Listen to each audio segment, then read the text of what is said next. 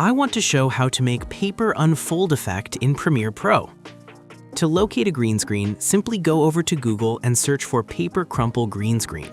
To get started, your logo should be on video layer 2 and green screen on video layer 1. Now right-click your logo and select Nest. Then go to Effects and search for Track Matte Key and add the effect to your green screen. Under Effect Controls, expand Matte and select Video Layer 2. Then duplicate your logo by holding Alt and dragging up. Highlight the bottom 2 layers and nest the clips.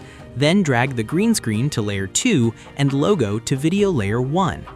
Duplicate your green screen. Then go to Effects and search for Track Matte Key and add the effect to your logo. Under Effect Controls, expand Matte and select Video Layer 2.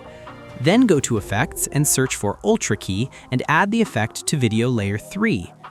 Now go to Effect Controls and click the little dropper icon beside Key Color.